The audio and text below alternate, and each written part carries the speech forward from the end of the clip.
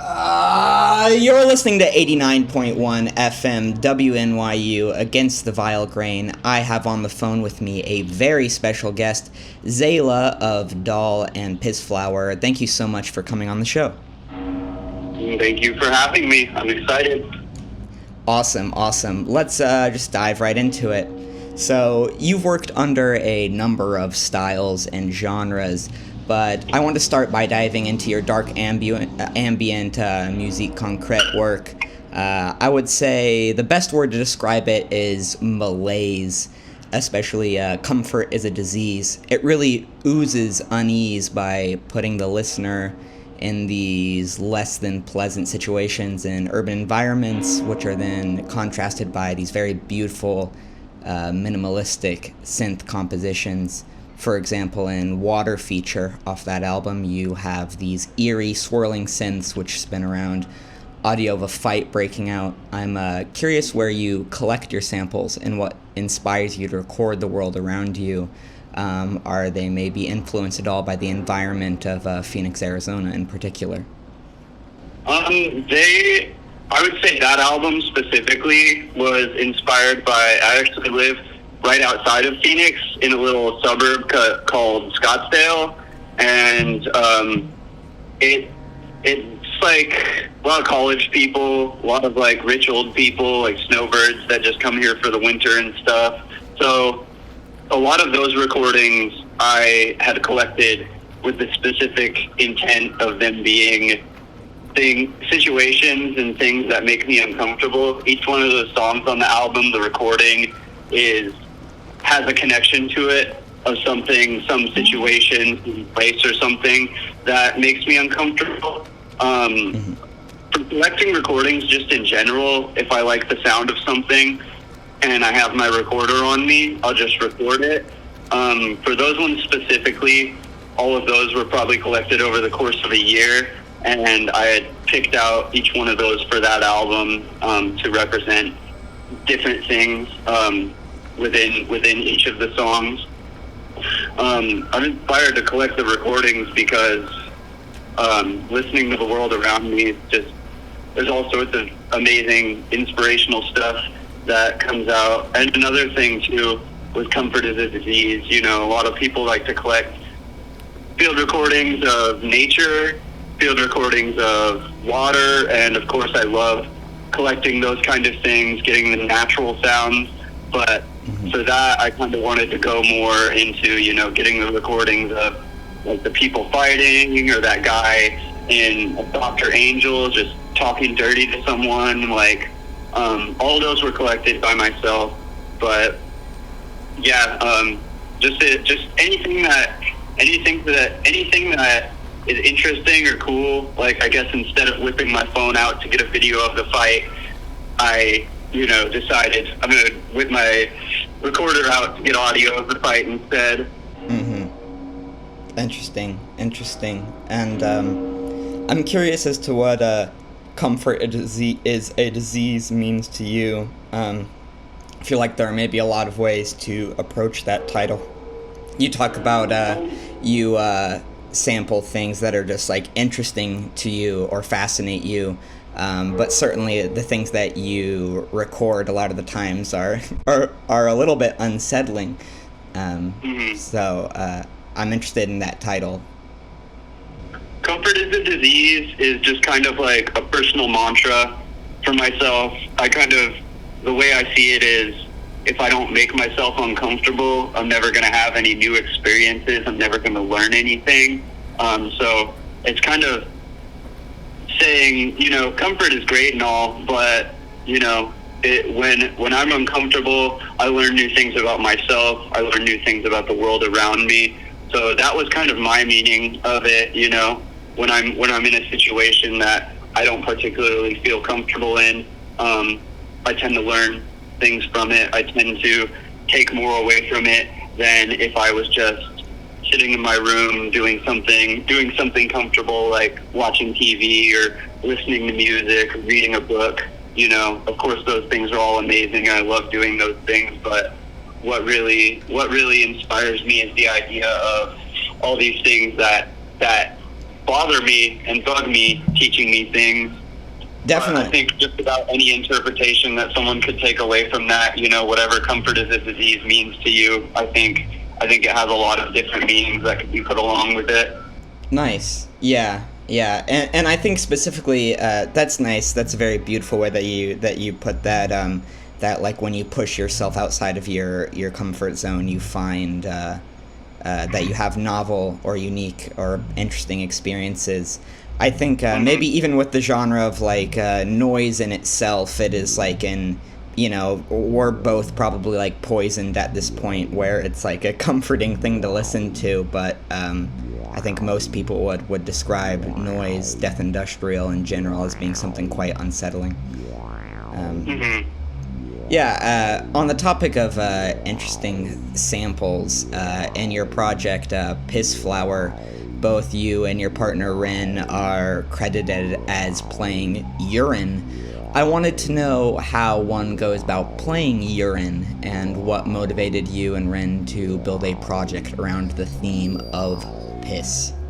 So the project I had originally, Rin doesn't make a lot of music. That Piss Flower was kind of like their first project. I had started it originally just like wanting to do like straightforward harsh noise inspired by like Black Leather Jesus and Taint. I was listening to those a lot at the time, and so I just wanted to do something that was just straightforward, like no frills, harsh noise. And so Rin had decided that they wanted to try out making stuff, and so we had just jammed and gotten a few recordings together, and we were like, oh, well, like, this will just be Piss Flower instead of it being a solo thing. Since, like, I feel like Doll I can just kind of do whatever I want with, because it's just kind of like seeing myself in a funhouse mirror. But with Piss Flower, it was kind of something that I wanted to be attached, but detached from us. So we went with the piss theme just because I like piss. But us playing Urine, there's multiple samples throughout that. I had put a condom over a microphone and dropped it in the toilet, and like we peed on it and stuff and got recordings of that. So there's that in there. There's just straight up recordings of either of us going to the restroom. So that was playing Urine, and then also just the idea of playing Urine. I thought that was funny. Nice. Yeah. You really don't need an explanation any more than yeah, I like piss, as you put nicely. I do want to touch on like the cowgirl theme though, that we kind of added to it. Originally it was just going to be like a pee theme, but I'm sure you're familiar with that sticker that a lot of people have on the back of their trucks of like the little kid peeing on like a Chevy symbol or something, you know? Yeah. I had wondered if I could find like a girl version of that. So I had looked around, and I found one that said Cowgirl Up, and they were just like peeing, and I thought it was hilarious, and we both really enjoy country music, so it just kind of made itself at that point. Nice. That's wonderful. Also, earlier you mentioned both Black Leather Jesus and Taint, who I believe are both originally from Texas, if I'm not wrong. A little bit of southwestern flair going on here. Wonderful. Yeah, we're all in the desert. Nice, yeah. So all around the world, especially now, I feel there are so many phenomenal trans women making stellar work in industrial, noise, power electronics. For example, you've collaborated with Suela of Downtown Eastside Girlfriend and Turned Into a Girl a couple times. Would you say that your experiences as a trans woman influence your creative process? I would say with Doll, it's kind of an integral part of Doll. Like, I don't know, I don't specifically mean for it to come through, like, but it obviously comes through because, like I said, Doll is just kind of like a funhouse mirror representation of myself. So it definitely shows through in a lot of different ways. I think it inspires me for sure. I mean, with things like Comfort is a Disease, that album centered a lot around like dysphoria and the way I feel being treated in public, the ways that people act towards me in public. So I think some of them are definitely very inspired by my experience as a trans woman. Other things, I kind of try and detach that from it. But no matter what, being that that's a big part of my life, it shows up in pretty much everything that I create in some way or another. Yeah. You also practice cartomancy and sell tarot readings to your followers. Do you consider yourself to be a spiritual person? Or does belief in the supernatural or the spiritual influence your music making process? Yes and no. For me, spirituality, I don't really like the word spirituality. I kind of like to think of it as just like different ways of understanding the world. I may never know exactly what's going on, but I can use belief as a tool to understand certain things. I wouldn't say I specifically believe in the supernatural or not. I can't really say whether or not I believe in it, but tarot is a huge part of my work and inspires just about everything that I do. The idea of the fool's journey, I see that come through in my work a lot, and to the point where a lot of times I'll have an album in mind and I kind of think of it in terms of the tarot, in terms of, what does this represent, what does that represent. Specifically the Fool card itself is very, very dull, very much dull. That is one of the biggest inspirations, kind of that idea of jumping into the unknown and doing something you haven't done before, going into something scary, but with like childlike wonder and being able to do those things and learn those new things, and kind of approaching things from, maybe I shouldn't say an ignorant point of view, but from a naive point of view. But spirituality, I think, does influence my work, kind of back and forth. I'm not exactly sure if I'm spiritual or not, but I have an interest in the occult, and I have an interest in tarot especially. So it very, very much influences everything I do. Nice, yeah, and you talk about, the Fool and, embracing the unknown with, a childlike sense of wonder, probably ties back in with the title Comfort is a Disease, no? What you're talking about there. Nice. Yeah, the Fool, he's hopping off the cliff in a lot of it. He's definitely not comfortable. I mean, in some decks, he's got a wolf biting him or an alligator about to get him.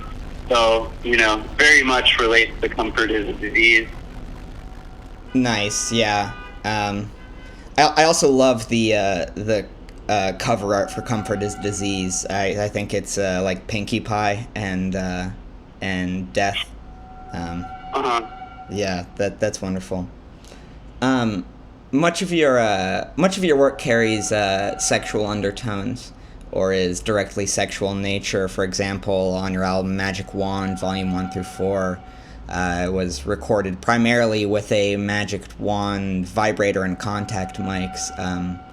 I'm curious on your thoughts on how sexuality, fetish, and sex work have been depicted in industrial music in the past, and if you see yourself as building off that legacy or departing from it in ways. I kind of see myself as doing a little bit of both. I mean, I do love all the classics, but at the same time, I feel like a lot of those things are coming from a man's point of view, and maybe isn't coming off in the best way. I mean, I think of a lot of like White House and stuff. I think they were trying to say something different than what they were putting across, but I think it's very much from a man's perspective. I think it's sympathetic to women's perspectives and women's experiences, but I think when it really comes down to it, it is a man's point of view on that stuff.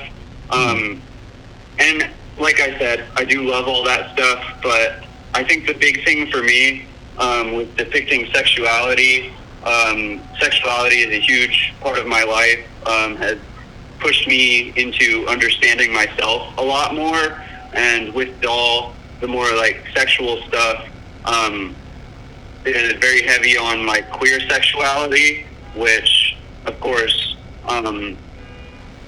the genre of industrial being founded on a lot of those ideals of liberated sexuality or queer sexuality. And I think that's kind of something that has gone in and out of the sphere of industrial and noise and power electronics in a lot of different ways. So I see myself building off of that legacy, specifically the legacy of queer sexuality and industrial music. I do see myself as building on the legacy of just fetish and sexuality in general in industrial music, but for me it's a blatantly queer perspective. Nice.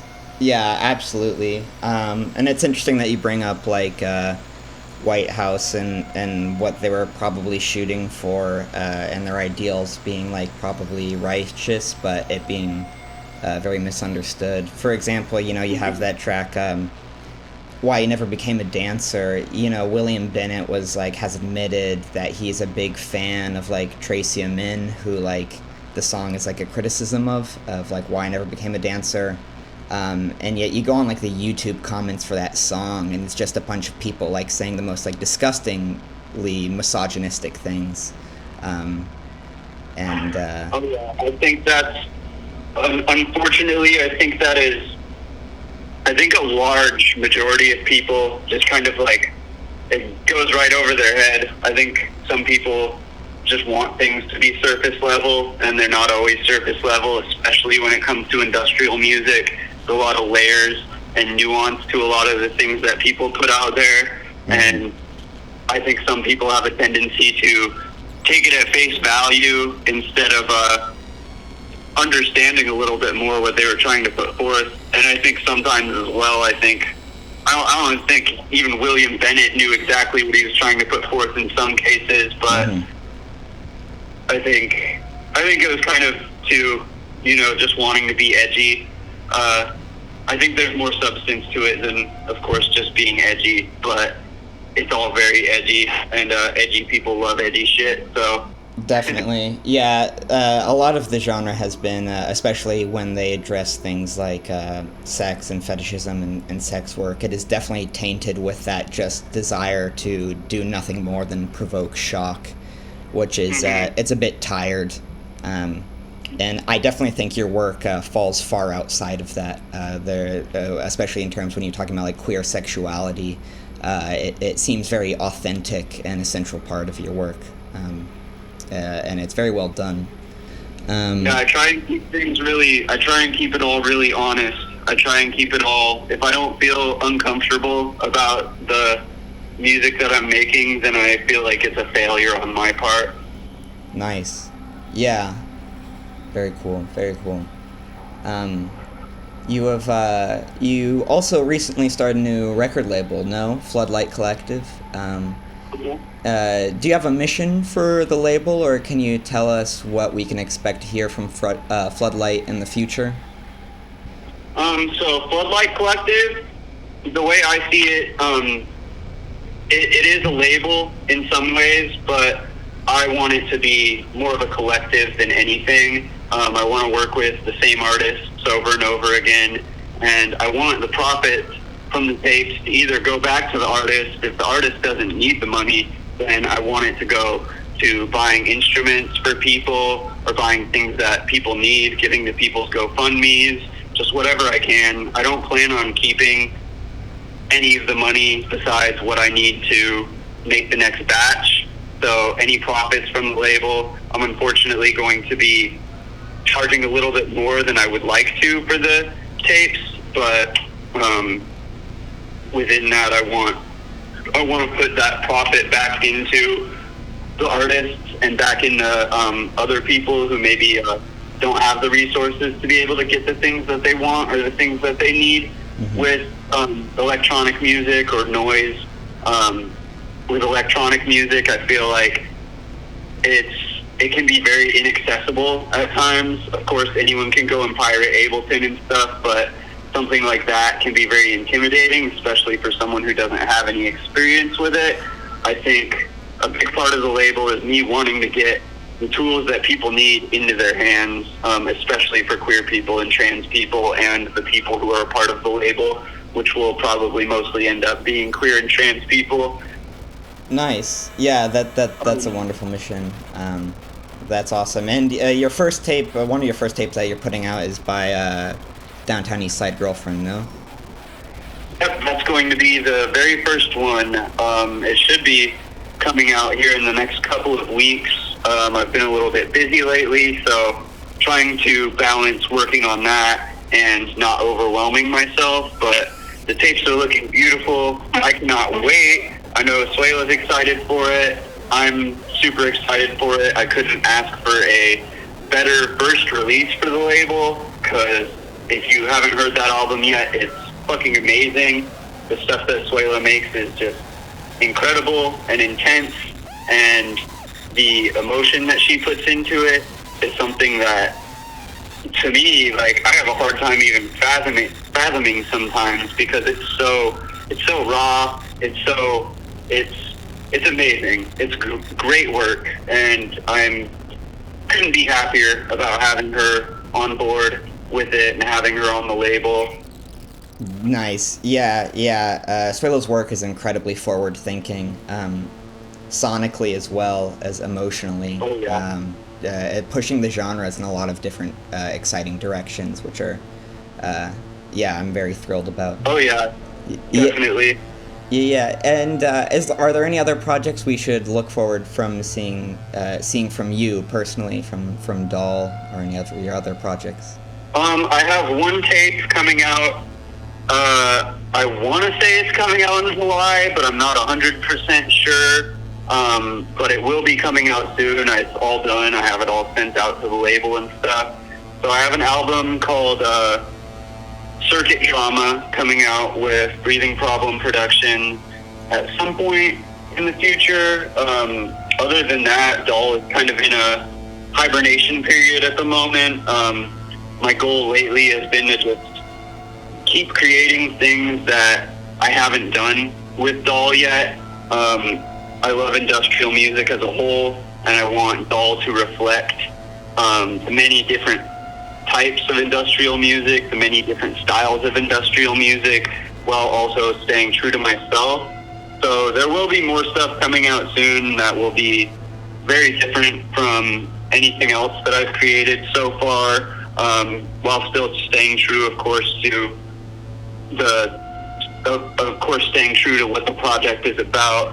So it's kind of in a hibernation period at the moment, but I do have that album with Breathing Problem Productions coming out, and then my release with 862-314-0518. It's called Greeting Death with Under Blue Skies. Just came out recently, and they still have tapes available, so definitely check that out. If you haven't checked that out, I'm really proud of that one. Nice, yeah, that album is great. I also, that label, they're great. I remember following it when it was like nothing more than just that Instagram and that phone number, and like calling it and getting the voicemail, and that shit scared me a little bit. It was awesome. I haven't called it. I might do that after we're done with this. So go on their website, or maybe call and leave them a voicemail if you want to tape. Right. Well, awesome. Hey, thank you so much for coming on the show. It was a pleasure talking to you. Yeah, it was a pleasure talking to you as well. I appreciate it a bunch, and thank you so much.